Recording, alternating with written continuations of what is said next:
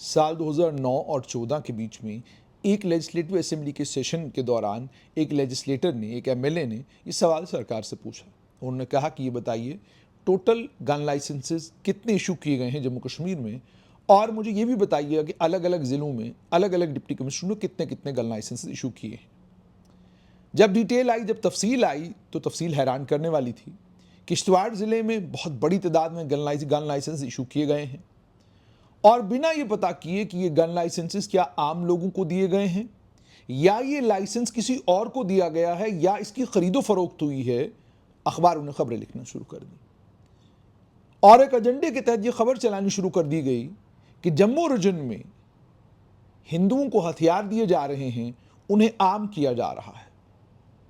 उसके बाद कुछ आरटीआई एक्टिविस्ट सक्रिय हुए। उन्होंने कहा मालूम तो किया जाए इस बात की सच्चाई। ये इल्ज़ाम तो लग गया, लेकिन अब पता तो किया जाए कि मामला क्या है। तो जब मामले की पड़ताल शुरू हुई तो पता चला कि ये गन लाइसेंसेस किश्तवाड़ के आम लोगों को नहीं, ये हिंदू या मुसलमान के नाम पर नहीं, बल्कि ये तमाम गन लाइसेंसेस फौजियों को इशू किए गए हैं या उन लोगों को इशू किए गए हैं जिन लोगों का जम्मू कश्मीर के साथ कोई ताल्लुक वास्ता नहीं। उसके बाद बड़ी ब्राह्मणा में एक हादसा हुआ। उस हादसे के नतीजे में जिस पिस्तौल का इस्तेमाल किया गया था, जब उस पिस्तौल के गन लाइसेंस का पता किया गया तो पता चला कि उस पिस्टल का गन लाइसेंस रामबन से बना हुआ है। फिर यह भी आगे खबर आई कि ये यूनिट, जिस यूनिट में ये महिला कर्मी काम कर रही थी, कभी रामबन गई ही नहीं, लेकिन तब भी रामबन के जिला मजिस्ट्रेट ने इस महिला का गन लाइसेंस इशू किया हुआ था। फौज के लिए यह होता है कि यूनिट जहां पर होती है वहीं पर वहां का जो जिले का मजिस्ट्रेट होता है उसे यह अधिकार होता है कि वो गन लाइसेंस इशू कर सकता है। उसके बाद इतना ही नहीं, एक और खेल ये था कि गन लाइसेंस को रिन्यू कराना है। वो रिन्यूअल के लिए आपको सिविल सचिवालय जाना पड़ता है, और जिसका गन लाइसेंस होता है वही सिविल सचिवालय जाता है, उसे बाजाब्ता देखकर उसका गन लाइसेंस रिन्यू किया जाता था। अब बंदूक का मामला ऐसा है कि ये आपने किसी को थमा तो दी, लेकिन वो उसके बाद अपने इलाके में जाकर, अपने घर पर जाकर उसको किस चीज़ के लिए इस्तेमाल कर रहा है, ये मामला बड़ा गंभीर बन जाता है। और अगर ये हथियार गलत लोगों के हाथों में पड़ जाए और उनके हाथ में, उनको पास लाइसेंस भी हो, तो मामला और गंभीर बनता है। मेरा कहने का मतलब ये कि सिर्फ फौज के लोगों को लाइसेंस नहीं बांटे गए, बल्कि आरोप ये भी है कि फौज के अलावा भी देश के अलग अलग भागों में रहने वाले लोगों को ये लाइसेंस इशू किए गए। इसी के नतीजे में राजस्थान एटीएस ने भी एक पड़ताल की, जिस पड़ताल के नतीजे में उनको भी ये पता चला कि ये लाइसेंस तो जम्मू कश्मीर में ही इशू किए गए हैं। साल 2012 में जब इस मामले ने तूल पकड़ा और अखबारों की जीनत बनना शुरू हुआ, तो एक PIL Jammu Kashmir Ladakh high court में फाइल की गई, जिसमें शिकायत की गई कि एफआईआर दर्ज होने के बावजूद कोई भी चार्जशीट फाइल नहीं की जा रही और ना ही सैंक्शन फॉर प्रोसिक्यूशन उन ऑफिसरान के खिलाफ कार्रवाई हो जो ऑफिसर ये लाइसेंस देने में मुलव्विस पाए जाने का जिनके ऊपर इल्ज़ाम है, उनके खिलाफ कोई कार्रवाई भी नहीं हो रही है। उसके बाद सरकार से कोर्ट ने जवाब मांगा कि मामला क्या है, आप चालान इन केसेस में पेश क्यों नहीं कर रहे हैं। सालों गुजर गए, चालान आप पेश नहीं करते, और ये चालान भी आपने प्रिवेंशन ऑफ करप्शन एक्ट में फाइल करना है। उसके बाद जीएडी से भी सवाल जवाब किए गए। उनको ये पूछा गया कि आप बताइए कि जो आपके मुलाजिम जिनके खिलाफ क्रिमिनल केसेस हैं, आप बताइए इस वक्त उनका स्टेटस क्या है और क्या बेनिफिट्स हैं जो उनको इस वक्त भी मिल रहे हैं। 2 जून 2023 को कोर्ट ने ये ऑब्जर्व किया, जम्मू कश्मीर लद्दाख हाई कोर्ट ने ऑब्जर्व किया कि सीबीआई ने जो केस रजिस्टर किया है उस केस में सैंक्शन फॉर प्रोसिक्यूशन नहीं मिल रहा है, क्योंकि केंद्र सरकार ये कह रही है कि उन्हें कुछ कागजात की ज़रूरत है, जो कागजात जम्मू कश्मीर की सरकार उनको फराहम नहीं कर रही है। उसके बाद दोबारा से कोर्ट ने यह कहा कि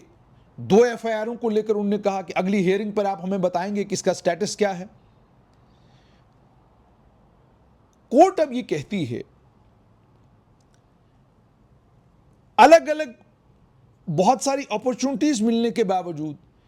हेले और बहानेबाजी करते हुए सीबीआई ने स्टेटस रिपोर्ट 15 अक्टूबर 2024 को फाइल की। उसमें उन्होंने ये कहा कि डिस्ट्रिक्ट वाइज उन्होंने पड़ताल की,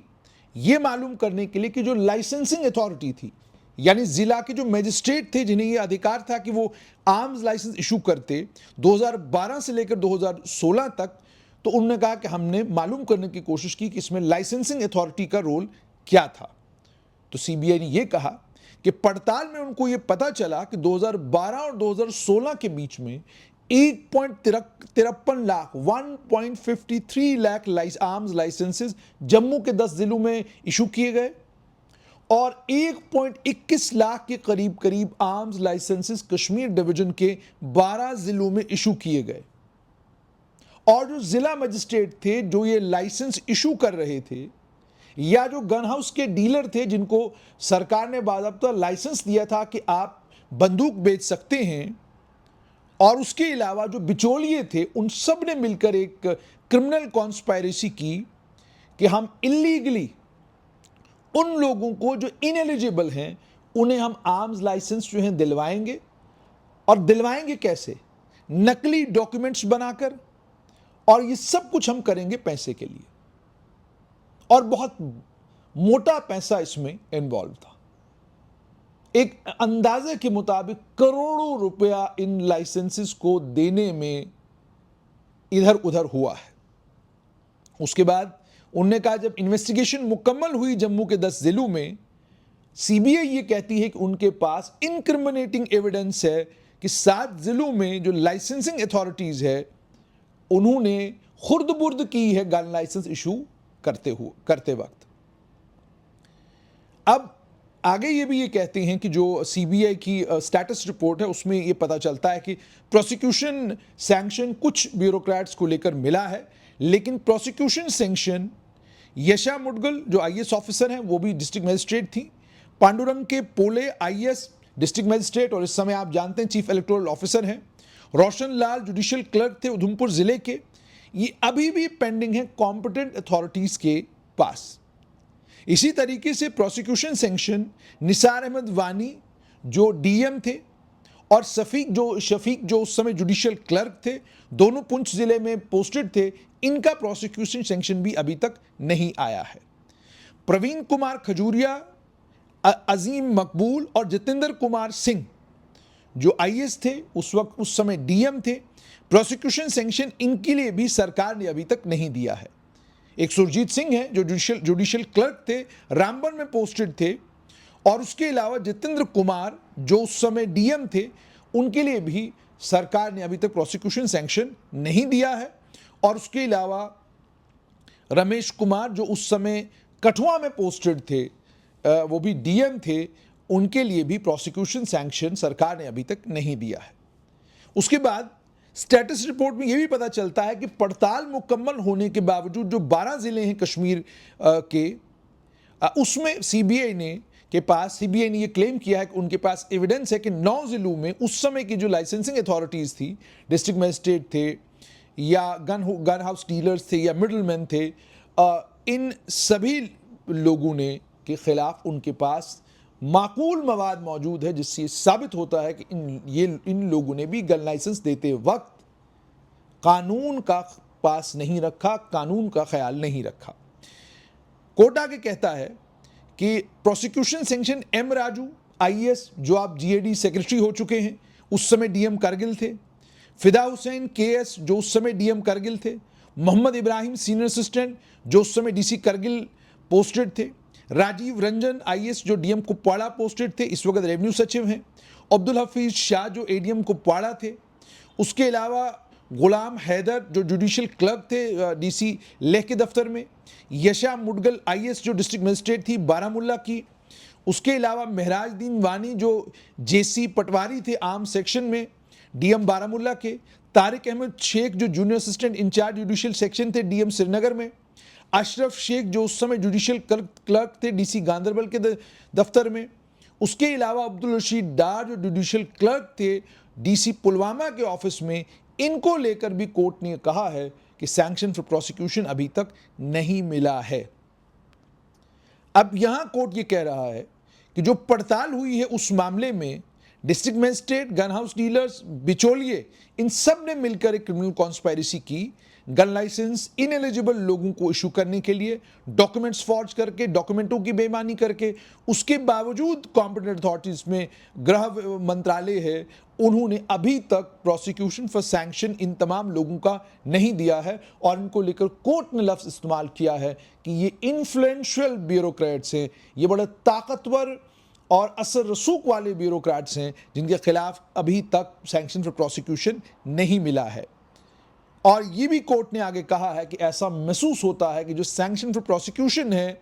इन तमाम लोगों के खिलाफ पिक एंड चूज बेसिस पर दी जा रही है और जो बड़ी मछलियां हैं वो अभी भी आज़ाद घूम रही हैं और इस मामले को डिले किया जा रहा है हेला बहाना करके, इधर उधर की बातें करके।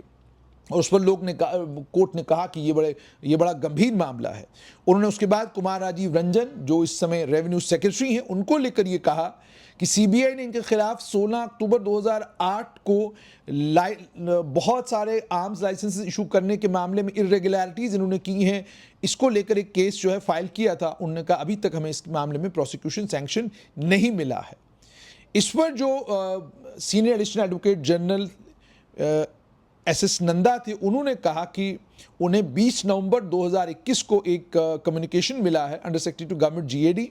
जिन्होंने ये कहा है कि अभी भी ये मामला law justice and parliamentary affairs के यहाँ ज़ेर गौर है और उन्होंने ये कहा कि थोड़ा वक्त हमें और दिया जाए। उसके अलावा Vishal Sharma deputy solicitor general of India वो भी मौजूद थे, उन्होंने भी कहा कि हमें थोड़ा और वक्त चाहिए। इस पर चीफ जस्टिस ताशी राबस्तान और जस्टिस एम ए चौधरी इन दोनों जज साहिबान ने कहा कि 1 महीने का हम और वक्त आपको देते हैं कि अगली हियरिंग से पहले आप हमें बताएंगे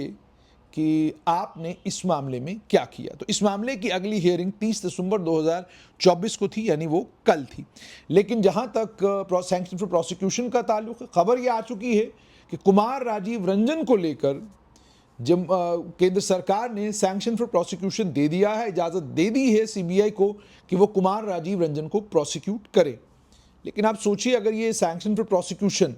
जितने भी ये डिस्ट्रिक्ट मजिस्ट्रेट हैं इन तमाम को का सैंक्शन फॉर प्रोसिक्यूशन अगर केंद्र सरकार दे देती है या जम्मू कश्मीर की सरकार देती है, तो आप यूँ समझ लीजिएगा कि सरकारी कामकाज कई विभागों का ठप होगा, क्योंकि ये तमाम ब्यूरोक्रेट्स बहुत इंपॉर्टेंट डिपार्टमेंट्स इनके पास हैं, बड़े इंपॉर्टेंट डिपार्टमेंट्स में ये समय काम कर रहे हैं और इंपॉर्टेंट डिपार्टमेंट्स को हेड कर रहे हैं।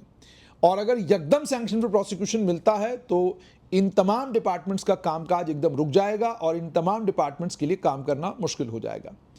मगर ये सवाल तो स्वाभाविक है, कोर्ट ने भी पूछा है और आम आदमी भी अब पूछेगा कि सरकार का रवैया सैंक्शन फॉर प्रोसिक्यूशन को लेकर समझ में नहीं आता कि अगर एक ही तरह का जुर्म सभी लोगों ने किया है, उसमें से एक आदमी को पिक करके उसके खिलाफ कार्रवाई करना और बाकी तमाम लोगों को छूट दे देना, ये कहां तक सही है? क्या एक लोकतांत्रिक सरकार को,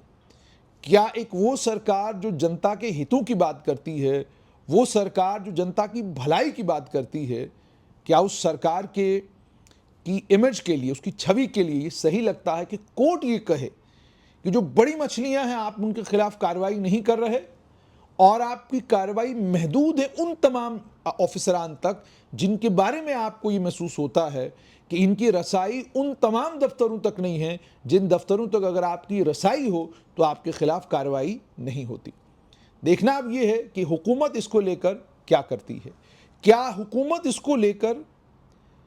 ऑल सीरियसनेस के साथ कोर्ट सैंक्शन फॉर प्रोसिक्यूशन तमाम ऑफिसर्स की देगी या कोर्ट के सामने जाकर जस्टिफाई करेगी कि कुमार राजीव रंजन कैसे बड़े मुजरिम हैं कि इनका सैंक्शन फॉर प्रोसिक्यूशन हमने दे दिया और बाकी तमाम लोग जिनके नाम बाज़ाब्ता कोर्ट खुद ले रही है उस मामले में आप सैंक्शन फॉर प्रोसिक्यूशन देने में कतरा क्यों रहे हैं? इसका कोई जस्टिफिकेशन कोर्ट के सामने देना पड़ेगा। अगर सरकार के पास कोई जस्टिफिकेशन होती तो सरकार ने अभी तक दे दी होती। अब सरकार क्यों नहीं दे रही है, सरकार को बेहतर मालूम होगा, मगर हमारे यहाँ सैंक्शन फॉर प्रोसिक्यूशन को लेकर रवैया हुकूमतों का ये रहा है कि आप जब तक बरसर इख्तिदार नहीं होते आप बहुत शोर मचाते हैं करप्शन का, और जब आप खुद बरसर इख्तिदार आते हैं तो आप अपने इर्द गिर्द भी उन्हीं तमाम लोगों को चाहते हैं जिन तमाम लोगों को लेकर आम लोगों के बीच में परसेप्शन और कोर्ट के सामने उनकी इमेज, ये मैं नहीं कह रहा, ये कोर्ट में जो मामले इनके हैं, कोर्ट के सामने जो उनकी इमेज है वो बिल्कुल तमाम लोगों के सामने है, क्योंकि जजमेंट्स आपके सामने हैं और जजमेंट में क्या कुछ कहा गया है वो भी आपके सामने है। तो इसलिए सरकार को चाहिए कि कोई रास्ता इसमें तलाश करे, या तो जस्टिफाई करे कि हमने सैंक्शन फॉर प्रोसिक्यूशन क्यों नहीं देना, ताकि जिन ऑफिसरों के ऊपर ये इल्जामात लगे हैं वो कम से कम कोर्ट के सामने क्लियर हो जाए कि जनाब इनके ऊपर इल्जाम बेबुनियाद है। और अगर सरकार को भी लगता है कि वाकई जो इल्जामात इनके ऊपर लगे हैं वो हकीकत पर मबनी है, तो फिर सरकार को सैंक्शन फॉर प्रोसिक्यूशन देना चाहिए। इतना लंबा इंतजार सैंक्शन फॉर प्रोसिक्यूशन के लिए नहीं होना चाहिए और पिक एंड चूज बेसिस पर कार्रवाइयां भी नहीं होनी चाहिए।